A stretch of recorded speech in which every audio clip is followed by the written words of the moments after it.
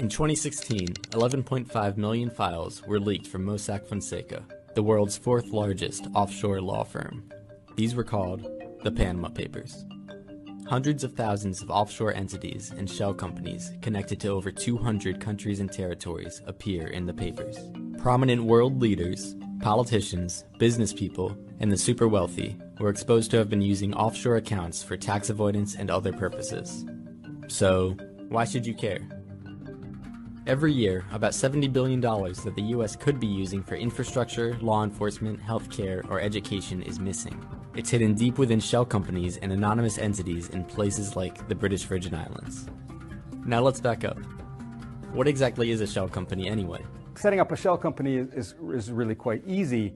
You can go to a place like Panama or the British Virgin Islands or Delaware or Nevada, and usually the places where you're doing it have tough laws where they will not reveal sort of who the beneficial owner is, and they just sort of layer on different aspects of anonymity. So for example, you could have fake directors where you pay a little bit extra and someone pretends to be the public face of this company. Just because you have a shell company does not mean necessarily that you're doing anything illegal. Say for example, you want to have some business activities but you don't want certain business partners to know what you're doing. The more normal one is some form of legal tax avoidance. I think that a lot of people in the US think that tax evasion and tax avoidance is something that happens in a far-off place with palm trees and ocean breezes. And the reality is that it's a big deal here. I mean, the US Treasury estimates that something like $300 billion a year is laundered through the United States.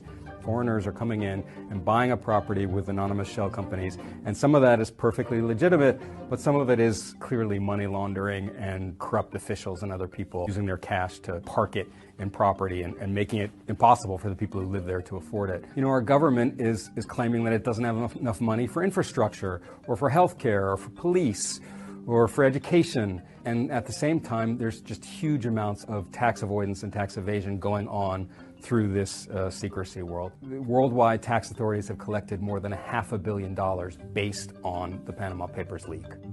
Of the 214,000 entities identified in the Panama Papers, about 1/2 of them are located in the British Virgin Islands. How did this tiny area become such a huge tax haven?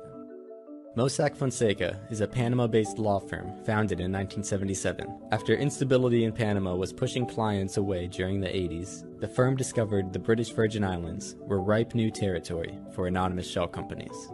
Their vision was to be the McDonald's of the offshore system, right? It was high volume, low cost. And so they were going to pump out these anonymous shell companies and make them available to a wider audience. In the beginning, that's a great business model, right? Because all you're doing is you create this anonymous shell company, you give it a name, you don't care who actually is behind it, and you stick it in a folder and you forget about it until a year passes and it's time to invoice for the renewal. Later on, you know, there's more vetting. Governments start to realize that these are being used by criminals and money launderers and things like that, and so they say, we need more information.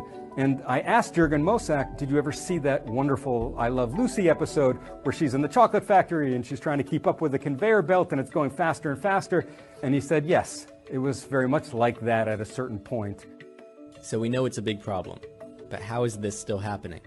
There's a lot of bureaucratic inertia and timidity in the IRS, for sure. But another big part of it is that Congress has eviscerated the IRS. They've starved it of funds, there's been a lot of retirements, and so you've deliberately hobbled the IRS and made it impossible for them to go after this kind of tax evasion. A lot of this information is being held in banks and in jurisdictions where they do not cooperate with U.S. authorities easily. The only way that the IRS can really figure out what's going on is through these leaks. And it's really these leaks in recent years that have allowed the IRS and the rest of the public to really get a vision of how this system works and how big it is, how all-encompassing. It's going to take people being aware that, you know, the reality is we don't have to accept the austerity that is being forced on us. I mean, the Europeans are ahead of us on this because they got hit very hard after the financial crisis. You know, there were major cutbacks in multiple countries. And so when these leak investigations started coming out and they found out that the mega wealthy amongst them were not paying their fair share, people got very upset about that. And it really hasn't penetrated in the United States quite as much, but I suspect that it will in the future.